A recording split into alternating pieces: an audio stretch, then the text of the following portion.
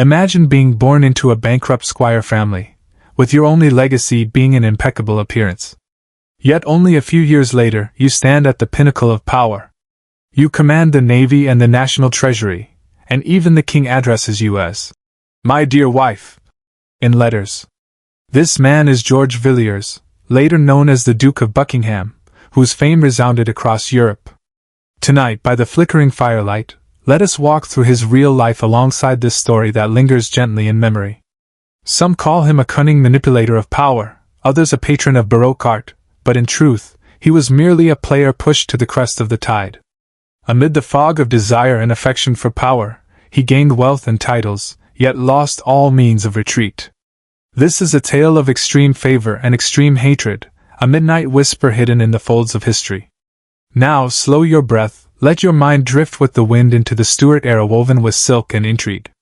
Witness how this man, who danced his final dance amid the ruins of life, stepped steadily toward his destiny. The crack of the story began at a summer festival filled with resin scent in 1614. George Villiers was only 22 then, poor and sensitive, yet shining like a natural beacon among the crowd. King James I of England was trapped in prolonged loneliness and weariness at that time, and he caught sight of the young man at first glance during a hunt. His stunning beauty was not feminine fragility, but a vibrant elegance in the Baroque style. King James I saw not only his face, but also the purity that could fill the emptiness in his heart. In just 2 years, George rose from an ordinary cupbearer to a Knight of the Golden Fleece, a promotion that stunned all of London.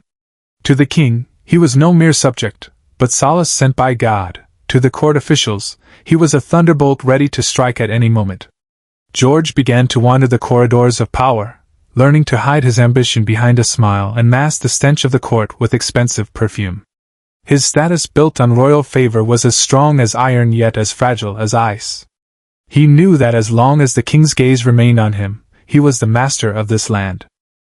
In truth, George Villiers' inner world was far more weary than his extravagant outward demeanor.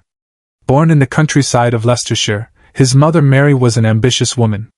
She pawned all family property to send George to France to learn fencing, dancing and etiquette. She told her son, "You are the last gamble of the Villiers family."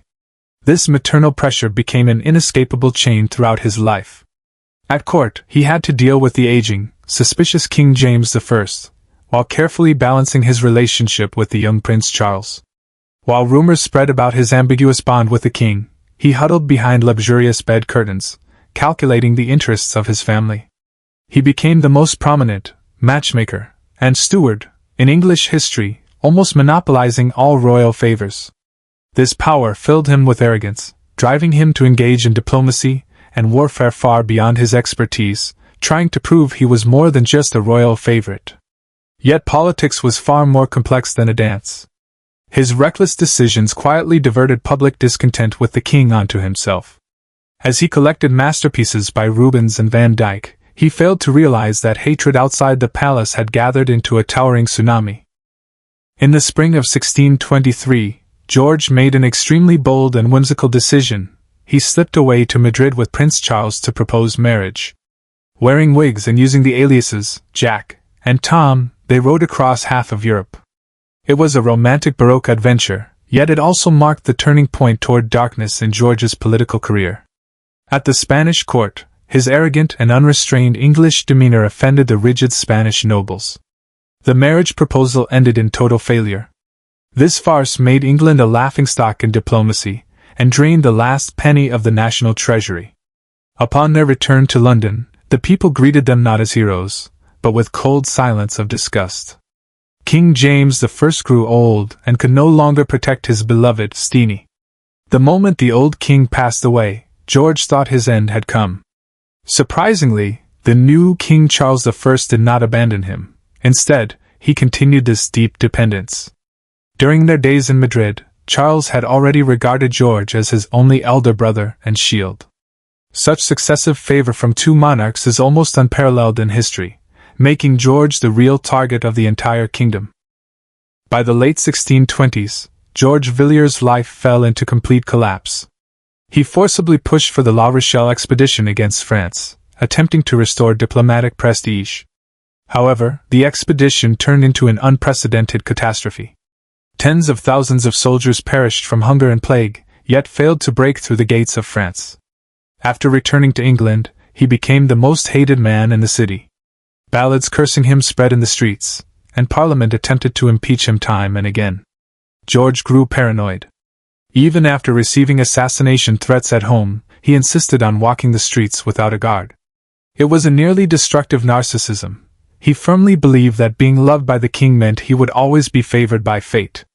He still wore velvet coats studded with pearls and chatted and laughed at banquets, yet sat alone staring into the mirror late at night. Traces of time appeared on his face, shadows left by long-term anxiety and overexertion. He was no longer the young man galloping on the hunting ground, but a gorgeous puppet distorted by the machinery of power. On August 23, 1628, the sky over Portsmouth hung dark and heavy like a sheet of lead. George was preparing for a new expedition when he walked into an ordinary inn named the Hound. As he passed through the crowded corridor, a frustrated officer named John Felton stepped out from the crowd and drove a dagger straight into his left chest. George only had time to let out a sharp gasp. "Traitor!" before collapsing onto the dusty wooden floor. That 10-penny dagger severed the most precious life in England. He was only 36 years old when he died. Chillingly, as news of his death spread across London, the entire city erupted in celebration, with people raising glasses in the streets to mark the end of this scourge. King Charles I locked himself in his chambers and wept for days. George's funeral had to be held secretly at night to avoid public fury. He lay quietly in a corner of Westminster Abbey, surrounded by his priceless art collections and endless curses. He won the hearts of 2 successive monarchs, yet in the end, he found he had never gained an ounce of forgiveness from this land. The life of George Villiers has been told, a story of how supreme brilliance shattered against an iron wall. He was the loneliest struggler of his era, revealing the essence of power in an almost absurd way. It is nothing but a fragile favor. To answer the core question from the preface, was his life a quest for revenge? No, it was a long wandering in search of a sense of security. He thought titles and pearls could make up for his humble origins, yet forgot that in the court of history, beauty is the most useless defense. Today, that dagger has long turned to dust, while George Villiers' godlike portrait painted by Van Dyck still hangs in museum frames. There, free from public outcry and royal demands, only the eternal dim glow of the Baroque era lingers. Tonight's tale ends. May the legend of this peerless royal favorite become a peaceful rhythm beside your pillow. Turn off the lights, let your soul land gently in that distant, illusory era. May your dreams be free of power games, filled only with the cool breeze of summer hunting grounds. Good night.